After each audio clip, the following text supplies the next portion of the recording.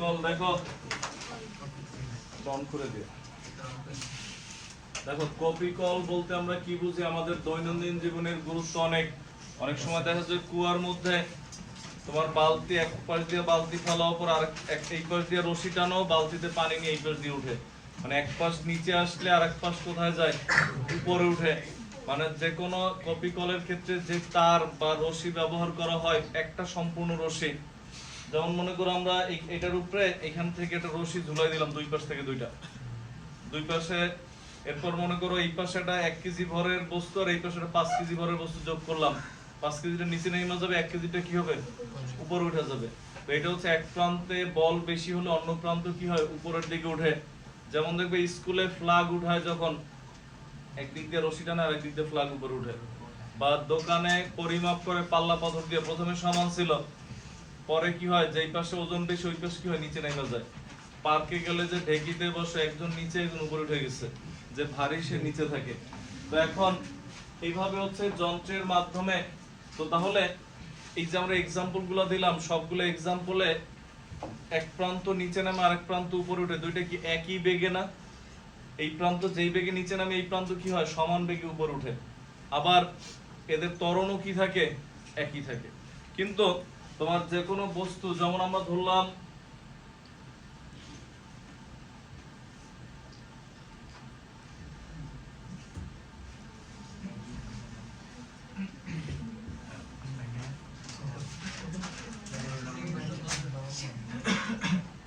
এটা হচ্ছে তোমার ওই যে রশিটা যে ইসের মধ্যে যে দেয়া থাকে, যে মনে করো দেখবা যে যাতে স্লিপারি থাকে, যাতে আসা যাওয়া করতে পারে সহজে। তো এইটার দুই পাশ দিয়ে মনে করো এরকম দুইটা রশি ঝুলায় দেয়া আছে। ভালো করে খেয়াল করো, দেখো একদম শুরুতে এই বরাবর ছিল, দুই প্রান্ত সমান ছিল, আমরা ধরে নিলাম। খেয়াল করো, আমরা জানি এখানে দুই ধরনের বল, একটা হচ্ছে অভিকর্ষ বল, যেটা কোন দিকে ক্রিয়া করে, নিচের দিকে। আর একটা হচ্ছে টান বল। টান বল সব সময় বস্তুর কেন্দ্রের দিকে ক্রিয়া করে। টান বল, যেটা বড় হাতের টি দিয়ে লেখা হয়, বস্তুর কেন্দ্র মানে কি, এটা আছে কিন্তু এটা না। টান বল হচ্ছে উপরের দিকে, দুইটারই টান বলটি সমান বলে উপরের দিকে ক্রিয়াশীল। আর ওজন কোনটা, এখন আমরা ওজন পাই নাই। এইখানে মনে করো দুই প্রান্তে দুইটা বস্তু ঝুলাই দিলাম। ধরো এইখানে একটা বস্তু দিলাম, একটা বস্তু দিলাম, এটার ভর m1, এটার ভর m2। এখানে যদি এমন হয়, দেখো m1 গ্রেটার দেন m2, মানে কার ভর বেশি, m1 এর ভর বেশি। তখন এই প্রান্ত কি হবে, নিচে নেমে যাবে, আর এই প্রান্ত কি হবে, উপরে উঠে যাবে। তো এই উপরের দিকে যে বল যেটা অনুভব করে, এটাই হচ্ছে টান বল। এই অনুভব করে, বাট অনুভব করে লাভ কি, উপরে যাইতে পারে নাই। কেন পারে নাই? কারণ উপরের দিকে কেন, দেখো এইটা টান বল অনুভব করে উপরের দিকে, এইটার জন্য এটা নিচে নেমে গেছে উপরের দিকে। আবার এই যে এর ভর কম হোক, বাট ভর তো আছে, এর ভরের জন্য এর উপরে যেতে চায়, বাট ওইটার থেকে এর ওজনটা কি বেশি। টান বল দুইজনের উপরের দিকে, আর ওজন দেখো দুইজনের নিচের দিকে। বাট তখন কি হয়, এটা যখন বেশি, এটা মনে করো কল্পনা করে দিলাম আগে এনেছিল, এখন এ মনে করো এইখানে চলে আসছে। বুঝছি আমরা? মানে শুরুতে ওইখানে ছিল, কল্পনা নিয়ে গেলাম এটাতে, হ্যাঁ ঝাপসা করে দিলাম। আর এটাও শুরুতে এইখানে ছিল, একটু ছোট করে দিই, এটা এখানে ছিল। এ মনে করো এখন বেশি না বলতে বেশি উঠে লাগবে, এটা মনে করো এইখানে উঠে গেছে, তখন এগুলো কল্পনায় চলে গেছে। মানে কি ছিল শুরুতে দুইজন এই বরাবর, তো এইখানে এ যতটুক নিচে নামছে, এ ঠিক ততটুকুই কি হইছে, উপরে উঠছে। দুইজনের বেগও সমান, ত্বরণও সমান। বাট ওজন, এই বস্তুর ওজন কোন দিকে, ডাব্লিউ কোন দিকে, এর ওজনও নিচের দিকে। ওজন সব সময় কি নিম্নমুখী। তো এখন এইখানে জিতছে কে, এই ক্ষেত্রে হচ্ছে W1 গ্রেটার দেন T। টান বলের চেয়েও W বেশি, দেখুন নিচে এসে পড়ছে। এখানে দুইটা বল, একটা উপরের দিকে একটা নিচের দিকে। তো বস্তু যেখানে ছিল তো উপরে উঠছে না নিচে নামছে, তো জয়ীকে নিচের দিকে যে বল আছে, বলতে পারছে তো ওজন কি এক ধরনের বল। আর এইখানে দেখো ওজন নিচের দিকে, টান বল উপরের দিকে, কে জিতছে, টান বল। এখানে হচ্ছে T গ্রেটার দেন W। বুঝছি আমরা?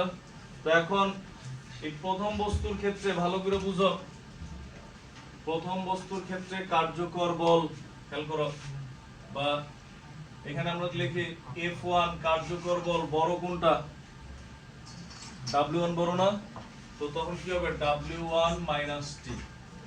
বুঝছি আমরা এখানে লিখি মনে করো হচ্ছে ত্বরণ নির্ণয়, এক নাম্বার পয়েন্ট দিয়ে লিখি ত্বরণ নির্ণয়। কপিকল কি এটা বুঝছো তো? এবং এখন যে সূত্রগুলো আসবে সবগুলা সূত্র হচ্ছে কপিকলের জন্য, অন্য কারোর জন্য প্রযোজ্য না। কোনটা ত্বরণ নির্ণয়? দেখো এইখানে তাহলে একজন এইদিকে বল W1 আর একজন এইদিকে, তাহলে এদের মোট কত? দুইটা বিপরীত দিকে মোট কি যোগ হবে না বিয়োগ হবে? কোনটা মাইনাস কোনটা? বড়টা মাইনাস ছোটটা। বড় কোনটা এখানে? W1, যেখানে আমরা কি লিখছি W1 - T। বুঝছি আমরা? যদি আমরা পরেরটার ক্ষেত্রে লিখতাম, দেখো আবার খেয়াল করো, যদি এইটা ওইটার ক্ষেত্রে লিখতাম F2, এখানে কি লিখতাম বলো তো? T - W2। বুঝছি আমরা, এটাই ঝামেলা। কখন কোনটা মাইনাস, এখানে বড় কোনটা তুমিই বলো। যদি নিচের দিকে বড়ই হইতো তাহলে নিচে নামতো, উপরে উঠে গেছে কেন? তার মানে উপরেরটা বেশি, কারণ এইদিকে টান বেশি দেখে তো উপরে উঠে গেছে। বুঝছি আমরা? তো তখন এখানে কি আছে দেখো, বা F1 = MA1 = কি W সমান কত? M1G - T। আমরা কি বের করব? ত্বরণ বের করব নাকি? তো তখন এইখান থেকে দেখো, অতএব এই T টা এই পাশে নিয়ে আসে, T সমান কত, আর এইটা এই পাশে নিয়ে আসে M1G - K M1K। বুঝছি আমরা? T = M1G - K M1K। Clear? M1 কে নিচে বস্তুটার ঘর না, এই যে এটা M1 ও M2। দ্বিতীয় ক্ষেত্রে এখানেও তো সেম ভাবে দেখো, এই M2 এ ত্বরণ তো দুইটারই সমান। এক পাশ যে তুমি মনে করো পাজামার ফিতা এই পাশ দিয়ে জোরে টান দিয়ে বাইর করে ফেলছো, এই পাশ কি ভিতরে ঢুকে গেছে, এমন হবে যে এই পাশ দ্রুত বের হইছে আর এই পাশ ধীরে ধীরে ঢুকছে, এমন হইছে। এমন হইলে তো তাহলে ফিতা তো একটা রশি, একদিক যেদিকে যত বেগ অপর প্রান্ত বেগ তো সেমই হবে। ত্বরণ যে কারণে কি হয় আমাদের সমান। তো M2 এ T - M2G, পাজামা ফিতা কপিকল না। কপিকল মানে এরকম ঘটে, যা ওইটা বুঝাইছি। কপিকল তো যন্ত্র, ওই যে কুয়ায় যে যেভাবে আমরা উঠাই, দেখো। তো এখন এরপর হচ্ছে আমাদের এইখান থেকে যদি আমরা লিখি T = M2G + M2A, 2 নং সমীকরণ। এটাও T এইটাও T। বলতে পারো স্যার আপনি না বললেন আমরা ই বের করব, ত্বরণ নির্ণয় করব, বা ত্বরণই নির্ণয় করব।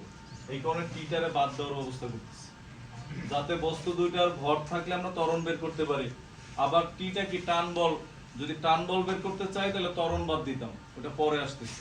তো তখন এখানে আমাদের কি হয় দেখো, 1 ও 2 নং হতে এগুলোও কিন্তু খুচরা সূত্র মাঝে মাঝেই দরকার হয়। হ্যাঁ, মানে এইটা না জানো তুমি এইটা জানলেও হবে যে এইটা, এই দুইটা কোনটা মাইনাস কোনটা এটা তোমার জানা লাগবে।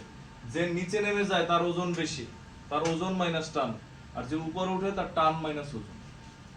তো এখন 1 ও 2 নং হতে আমরা কি পাই? M1G - M1A সমান কি M2G + M2A, বা এরপরে আমরা লিখি দেখো, এইগুলো এক পাশে নিয়ে যায় M1G - M2G, এইগুলো ওই পাশে নিয়ে যায় M1A + M2A।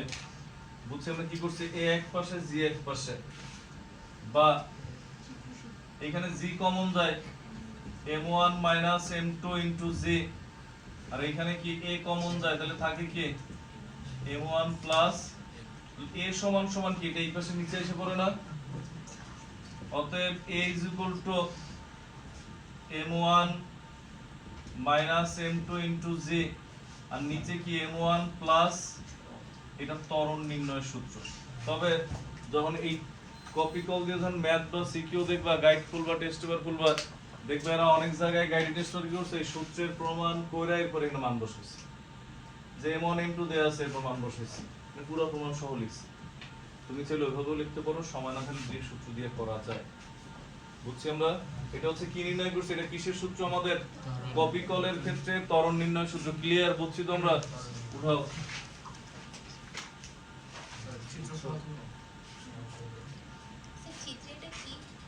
হ্যাঁ বলটা বলটা হচ্ছে একটা রশি দেখবে একটা মনে করো একটা গোল একটা কিছুর মধ্যে যেটা খাস কাটা থাকে যেটার মধ্যে রশি আপ ডাউন করে ওই যন্ত্রটা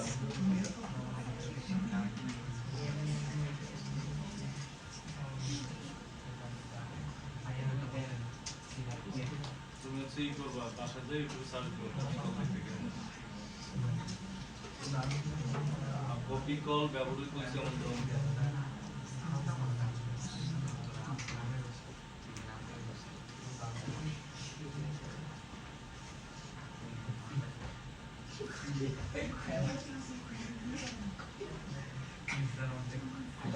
কথা বলো না লেখো তাড়াতাড়ি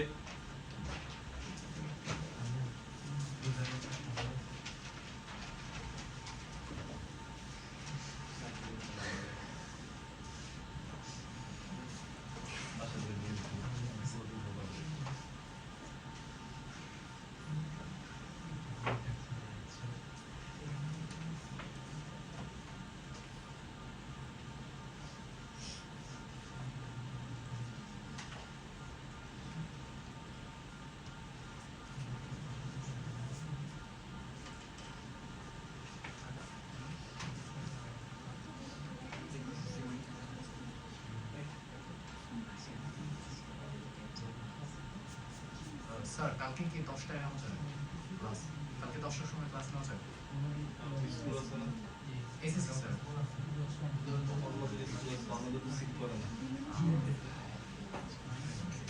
আমি ফিজিক্স পরীক্ষা ছিল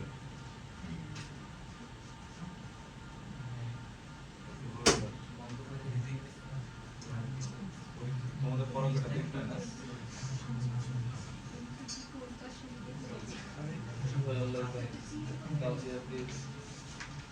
তবে ফিজ কেস ভালোই হবে বোর্ডের কোশ্চেন সহজ তবে আমি একটু বিশেষ করি যে তুমি কত 1 আর 2 প্লাস বল এই তিনটা অর্ডার কোশ্চেন কাল কোশ্চেন আসুক এরপর তিনটা অর্ডার তোমরা বলবে ইনশাআল্লাহ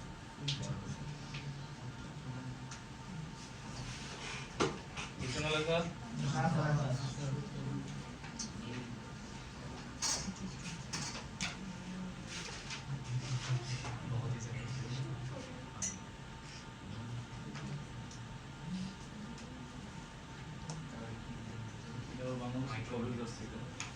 আগে বর্তমানে একসাথে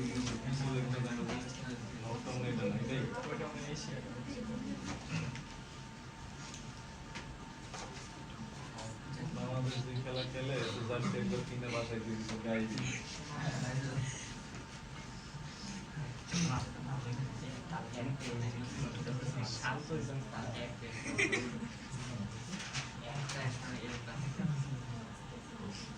কত হয়েছিল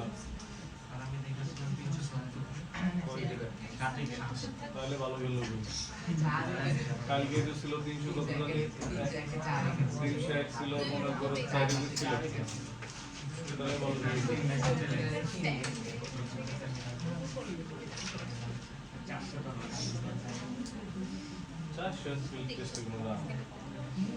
বাংলাদেশ 400 ধরা করে ম্যাচ ড্র হয় বাংলাদেশ 500 করলো এরপর চিন্তা হয়ে গেল না যে সেকেন্ড 100 এর প্যাকেট হয়েছে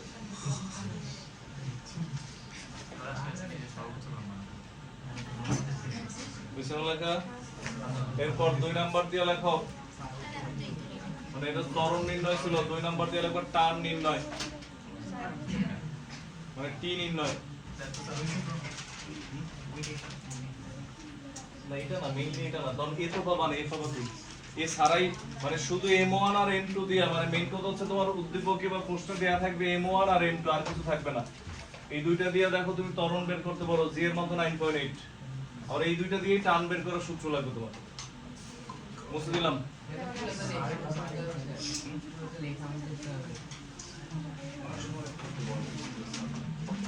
সূত্র দিয়েই করা যায়। তোমাদের স্কুলে যে ঝামেলা আছে, আমাদের স্কুলে তো সূত্র দিয়ে পড়াইছে। এটা সূত্র দিয়ে করবো, তাহলে ভালো হবে। সূত্র দিয়ে করবো।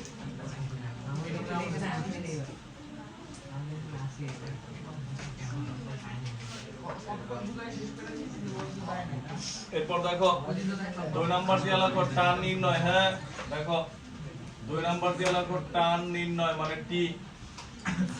তখন কি হবে দেখো যে এই পর্যন্ত, তখন আমাদের কি হবে দেখো, যখন টি বের করবা তখন এই সমীকরণ দিয়ে টি বাদ দেওয়া যাবে না, এ বাদ দেওয়া লাগবে। তো তখন এ বাদ দেবো কেমনে দেখো, এই তখন এই যে এই লাইন যেমন লিখলাম, এই লাইনের পর বা এই যে m1 a m1 g - t এ বাদ দিব নাকি, তখন কি আসে, অতএব a সমান সমান কি আসবে তাহলে m1 g - t নিচে কি m1, এটা এক নং সমীকরণ। বুঝছি আমরা? বুঝি নাই? এই যে এখানে এবার শুধু বাম পাশে আমরা এটা রাখছি, সব ওই পাশে নিয়ে গেছি, ওই আগের লাইনে। যেমন এইখানে এই দুই লাইন তো এরকম ছিল, এটা এই পাশে রাখা t - m2g নিচে m2 এই পাশে নিয়ে গেছি। বুঝছি আমরা? তো তখন এটা লেখা হলে এরপর যদি আমরা লিখি 1 ও 2 নং হতে, মানে 1 ও 2 নং হতে আমরা কি পাই দেখো, 1 ও 2 নং হতে পাই m1g - t by m1 is equal to t - m2g by m2।